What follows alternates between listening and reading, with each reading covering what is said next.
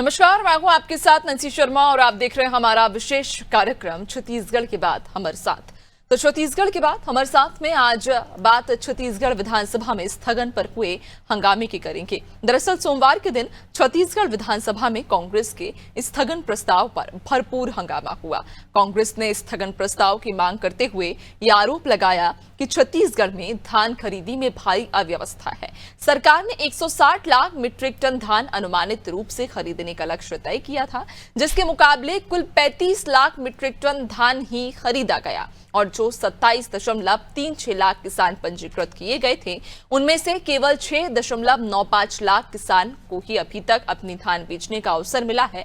कांग्रेस ने वन अधिकार पट्टाधिकारियों को धान बेचने में आ रही परेशानियों का भी जिक्र किया। कांग्रेस के आरोप पर पलटवार करते हुए छत्तीसगढ़ के खाद्य मंत्री ने कहा कि वन अधिकार प्रमाण पत्र धारकों, गांव के कोटवारों और कुछ अन्य श्रेणियों के किसानों को एग्रीस्टैक पंजीयन से छूट दी गई है। धान खरीदी सुचारू रूप से चल रही है। आपको बताते चलें कि इस बार छत्तीसगढ़ में धान खरीदी के लिए डिजिटल व्यवस्था की गई है, लेकिन फिर भी धान बेचने वाले किसानों की परेशानी में कोई खास परिवर्तन नहीं आया। तो उधर विधानसभा में इस मुद्दे पर हंगामा किया जा रहा है। क्या धान खरीदी व्यवस्था को ज्यादा सुचारू नहीं बनाया जा सकता और धान खरीदी पर कांग्रेस सियासत कर रही है या फिर कांग्रेस की चिंता जायज है? आज इसी मुद्दे पर चर्चा करेंगे, लेकिन पहले ये रिपोर्ट देखते हैं।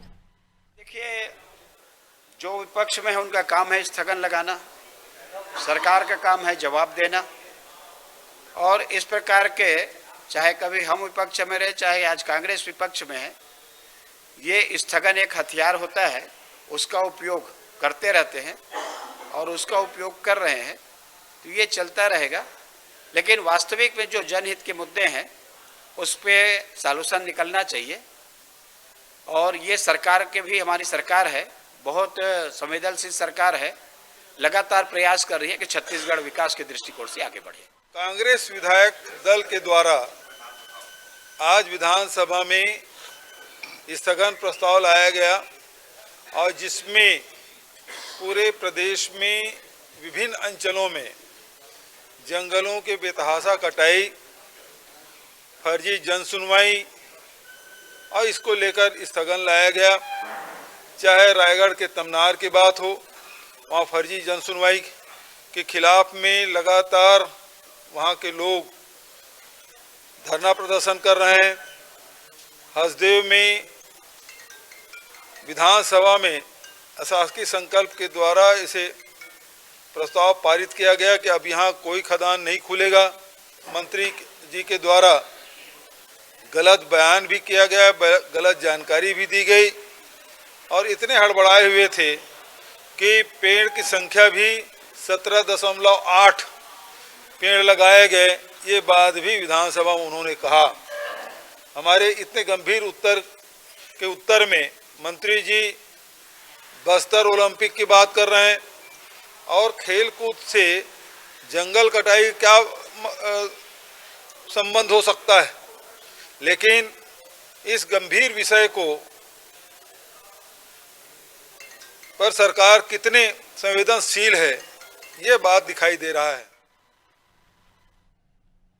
और आज चर्चा इसी विषय पर करेंगे, लेकिन चर्चा करेंगे उससे पहले हम आपको मेहमानों से जुड़ा देते हैं। खास पैनल हमारे साथ में जुड़ गया है।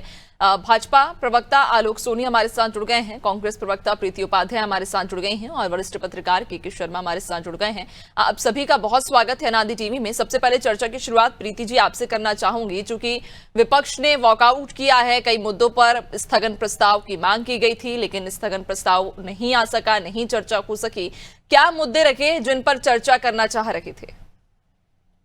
जरूरी मुद्दा स्थगन का जो रहा वो था जंगल कटाई को लेकर के, और विभिन्न उसके साथ मुद्दे थे, परंतु जो ग्राम सभाएं के नाम पे फर्जीवाड़ा चल रहा है उसको। परंतु नैन्सी जी, किसी भी बात पर चर्चा करने से पहले आज हम आपका ध्यान आकर्षित करना चाहेंगे इस बात पर कि आज राउज एवेन्यू कोर्ट ने एक मामला जिसको लेकर के भारतीय जनता पार्टी ने बहुत हल्ला मचाया, उछल कूद किया, आज उस मामले पे नेशनल हेराल्ड केस में कोर्ट ने ईडी के चार्जशीट को दाखिल करने से मना कर दिया, पूरी तरह से खारिज कर दिया।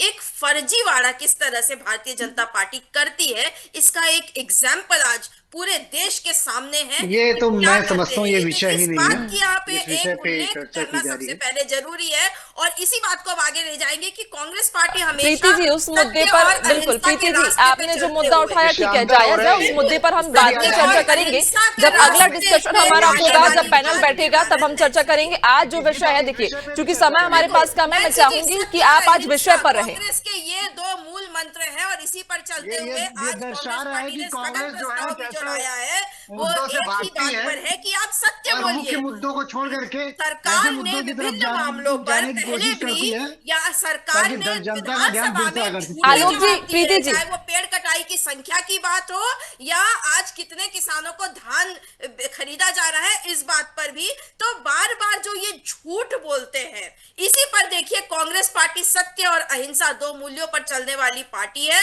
और इसी पर स्थगन प्रस्ताव प्रीति जी, लाया गया था। मुझे चर्चा अपने होनी सवाल चाहिए का थी। जवाब मिला नहीं। प्रीति जी, मैंने परंतु- आपसे सीधा सटीक सवाल ये पूछा था कि कौन से मुद्दे हैं जिन पर आप चर्चा करना चाह रहे हैं। आप वो मुद्दे बताइए ताकि हम उनका जवाब ले सकें।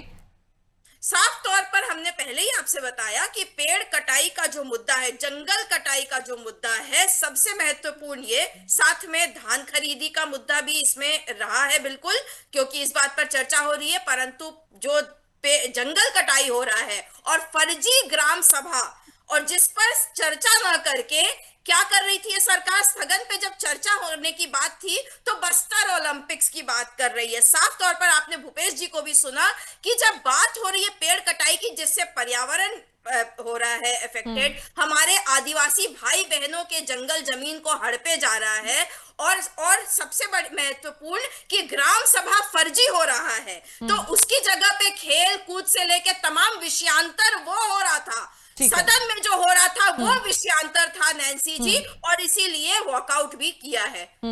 ठीक है, आपने 2-3 मुद्दे गिनाए, मैं उनका जवाब ले लेती हूँ। आलोक जी हमारे साथ जुड़े हुए हैं।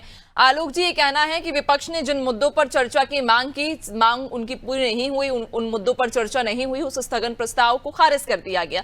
उनके जो प्रमुख मुद्दे हैं कि जो जंगलों की कटाई हो रखी है वो मुद्दा, जो किसान धान के लिए परेशान हो रहे हैं वो मुद्दा, इस तरह के जो मूलभूत जो जमीनी स्तर से जुड़े हुए मुद्दे हैं उन पर चर्चा की मांग थी, लेकिन वो चर्चा नहीं हो सकी उन मुद्दों पर। नैन्सी जी, सबसे पहले तो आपके सभी दर्शकों को, साथी प्रवक्ता जो है हमारी दीप प्रीति उपाध्याय जी, के शर्मा जी को, और आपको भी मेरा नमस्कार। देखिए, भारतीय जनता पार्टी जो है पूरे सबूतों के साथ और तथ्यों के साथ बात करने वाली पार्टी है। ये इस तरह से मुद्दे उठाना, मीडिया में जा करके, लोकसभा में जा करके, विधानसभा में जा करके और जवाब सुनने से पहले ही सदन का बहिर्गमन कर देना, बहस में शामिल नहीं होना, ये अपने आप में दर्शाता है कि कांग्रेस पार्टी जो है इस कदर इस वक्त मुद्दाविहीन है कि वो केवल और केवल मुद्दे को उठाने की राजनीति करती है, लेकिन उसके जवाब सुनने की प्रतीक्षा भी करना नहीं चाहती। और यह जो है लोकसभा से लेकर के तमाम विधानसभा में भी दृश्यमान है। इनके नेता किस तरह से भागते हैं, सवालों के जवाब सुनने से पहले भाग जाते हैं सदन छोड़ करके। ये पूरा देश इस वक्त इस चीज को देख रहा है। फिर मैं आता हूं मुद्दे पर। आप कह रहे हैं जंगल की हितों की रक्षा की बात, जनजीवन की रक्षा की बात। पूरे 70 वर्ष तक आपने वो उन जंगलों को काट काट करके उद्योगपतियों को सौंपा। आपने उन जंगलों पे उद्योग लगाए, आपने उनकी जगहों को कब्जा किया, आपने भूमाफिया को वहां पर में जाना दिया।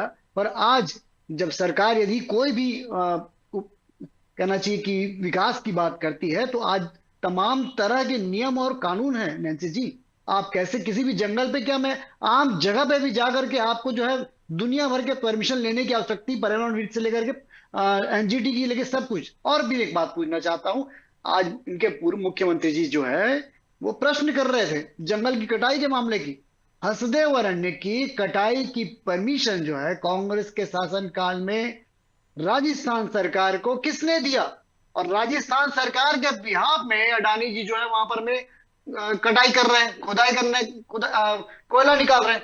तो ये परमिशन देने वाले स्वयंभू हैं, जो तमाम तरह के जिनके ऊपर में भ्रष्टाचार के आरोप लगे, और आज वो पत्रकार वार्ता के माध्यम से ये बताने का प्रयास कर रहे हैं कि उनका दामन जो है पाक साफ है। और किसानों की बात, एक किसान भाई हमारे छत्तीसगढ़ के जो रहने वाले हैं, इनको अपने समय पे टोकन की व्यवस्था नहीं थी, धान बेचने के लिए बोरे की व्यवस्था नहीं थी, और किस तरह से दर दर वो भटक रहे थे, और 4 बार में आपको बोनस की रकम देने के लिए राजीव गांधी जी की पुण्य लेकिन आलोक जी इस बात से ही तो कोताही नहीं बढ़ती जाएगी ना। ये भी तो ये देखिए, चूंकि ये भी कहीं ना कहीं जमीनी स्तर पर हम देख रहे हैं ना कि किसान वहां पर किस तरह से परेशान हो रहे हैं। डिजिटलाइजेशन किया जा रहा है, अब डिजिटल चीजें की जा रही हैं, चाहे पंजीयन की प्रक्रिया की बात कर लें, टोकन की बात कर लें, लेकिन उसमें भी तो कहीं ना कहीं खामियां आ रही हैं, फ्लॉज उसमें भी है, किसान परेशान अब भी हो रहे हैं। बिल्कुल नैंसी जी, आपकी बात बिल्कुल सही है। अब मैं आपको उस बात का भी जवाब देता हूँ। पिछले बार जब कांग्रेस का शासनकाल था, उस समय पे लगातार अवैध रूप से अन्य राज्यों से धान जो है छत्तीसगढ़ में अरे आलोक जी, आप तो सरकार का 2 साल मना रहे हैं ऑलरेडी। अभी भी कांग्रेस ये कर रही थी, कांग्रेस वो कर रही थी कि काहे अटके हुए हैं।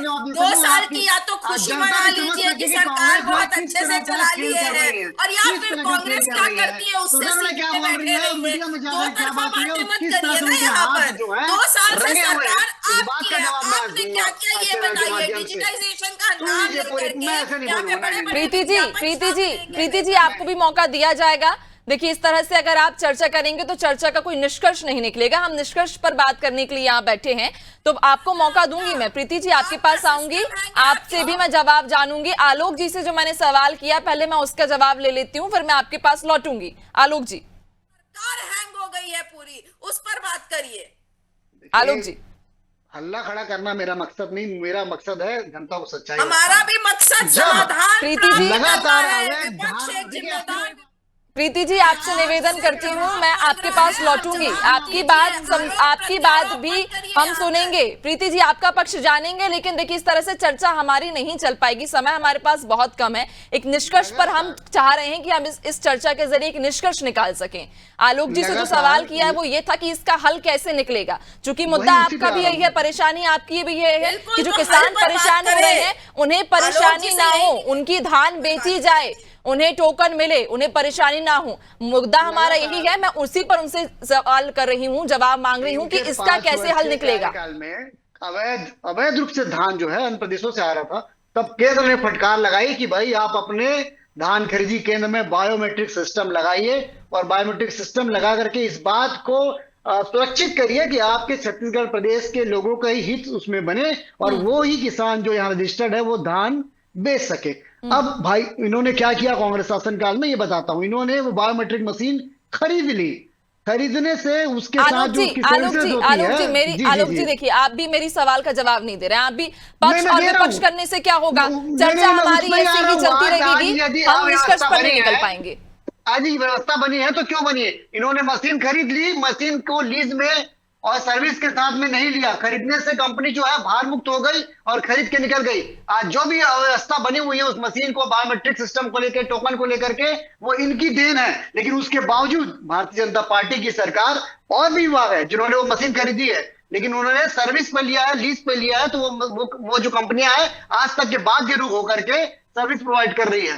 तो आज इतना सब कुछ होने के बावजूद भारतीय जनता पार्टी जो है उन तमाम व्यवस्थाओं को बनाने की कोशिश कर रही है, और जिसे कांग्रेस जो मुद्दा उठा रही है, ये किस तरह से सहकारी समिति पे जो काम करने वाले लोग थे, उनकी मांगे थी, उनको किस तरह से 5 वर्ष उन्होंने नजरअंदाज किया।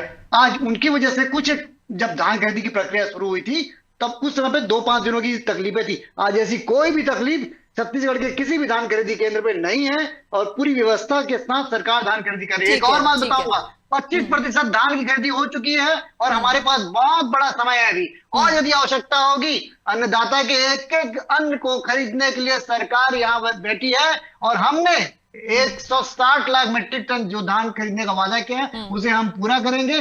कांग्रेस ने 130 तक छोड़ा था, हम उसे 1,60,000 मीट्रिक टन तक लेकर के जाएंगे। मैं आपके चैनल के माध्यम से ठीक है, मैं आपसे आगे इसी पर ही और मैं आपसे चर्चा करूंगी, लेकिन के शर्मा जी की ओर हम रुक कर लेते हैं कि किसी जमीनी स्तर पर क्या हालात हैं ये आपसे बेहतर कोई और नहीं समझा सकता।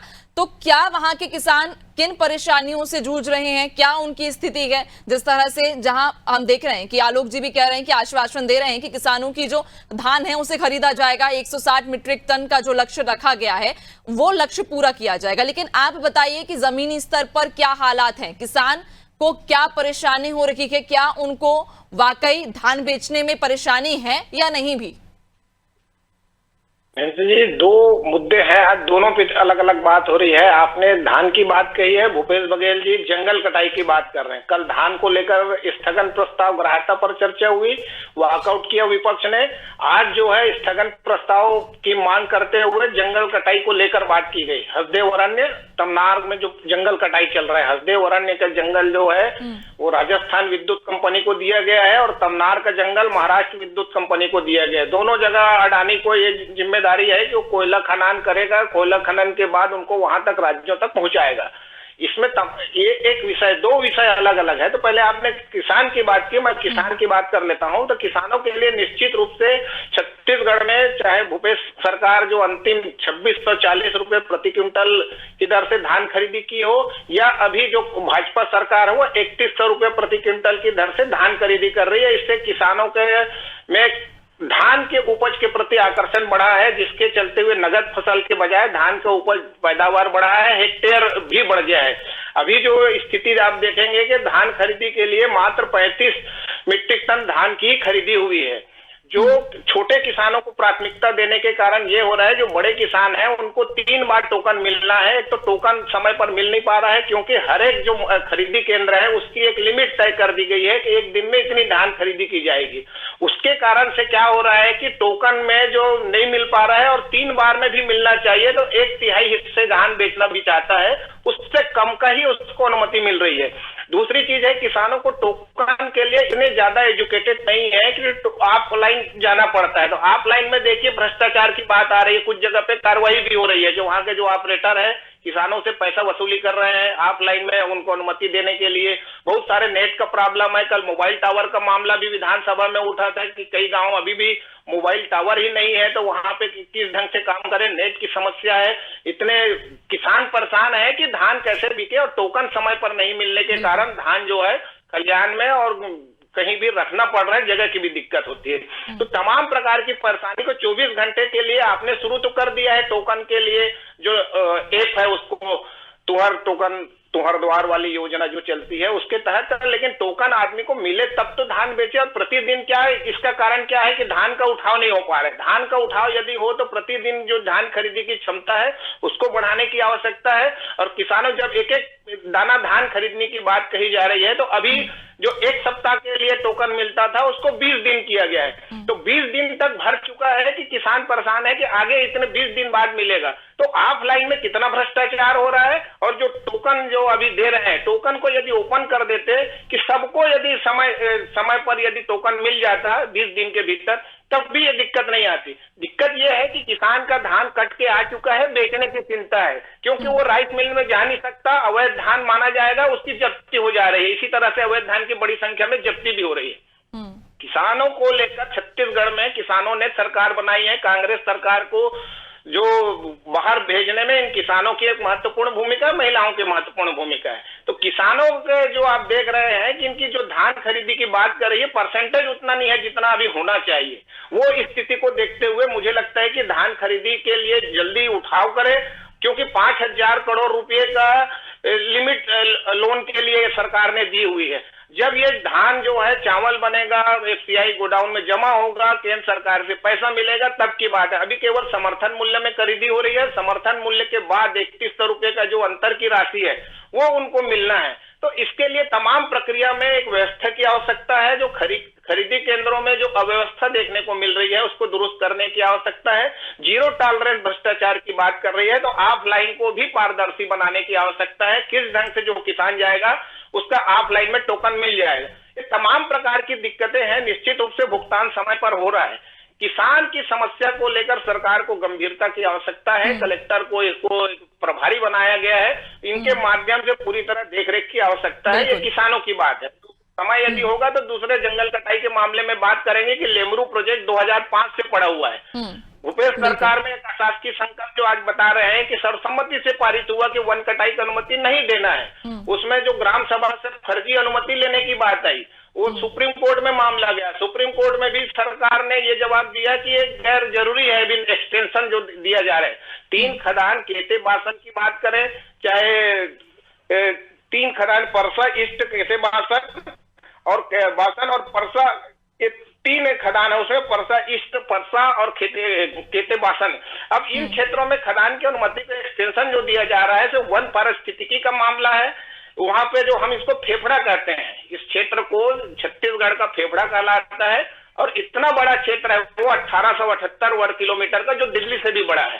इस क्षेत्र में वनों की कटाई का क्या असर होगा, जिस तरह से बात कही जा रही है कि वन जल जमीन को लेकर। केके जी माफी चाहूंगी मैं आपसे, आपको बीच में मैं रोकना चाहूंगी क्योंकि समय का हमारे पास अभाव है। आप कुछ प्रीति जी की ओर मैं रुक करना चाहूंगी। प्रीति जी, समय का अभाव है, बहुत संक्षिप्त में मैं आपसे ये जानना चाहूंगी कि वॉकआउट करने से, सड़क पर प्रदर्शन करने से क्या किसानों की समस्याओं का हल होगा, या जो मुद्दे जिन पर कांग्रेस अड़िग बनी हुई है, जिस तरह से 2 मुद्दे जो आज प्रमुख हमारे चर्चा का विषय हैं कि जो वनों की कटाई हो रही है वो, और किसान, सबसे महत्वपूर्ण जो किसान हैं उन्हें उनकी मेहनत का मेहनताना समय पर मिले, उनकी मेहनत बर्बाद ना हो, उसको लेकर हम चर्चा कर रहे हैं। तो आपको लग रहा है कि सदन में वॉकआउट कर देने से, सड़क पर प्रदर्शन कर देने से क्या इन समस्याओं का हल होगा? जब सरकार विषयांतर हो करके इधर उधर की बात करके मुद्दों को भटकाएगी तो विपक्ष के पास यही एक हथियार बचता है जिससे कि मीडिया का भी ध्यान आकर्षित हो, ताकि सरकार मजबूर हो इन विषयों पर चर्चा करने के लिए और महत्वपूर्ण कदम उठाने के लिए कि किसानों को उनको जो जरूरत है, जो अभी टोकन, जो बहुत अच्छे से शर्मा जी ने एक्सप्लेन किया कि टोकन नहीं मिल रहा है, धान खरीदी की बात करें तो, लेकिन जब कांग्रेस की सरकार थी तब भी किसान परेशान थे। प्रीति जी, जो है शॉर्ट में बस यही है कि अगर सरकार नहीं सुनेगी तो सरकार को नींद से जगाने के लिए विपक्ष हर वो काम करेगा जो करना जरूरी है। ठीक है, समय का अभाव है। आप सभी का बहुत शुक्रिया चर्चा के लिए, अनादि टीवी से जुड़ने के लिए।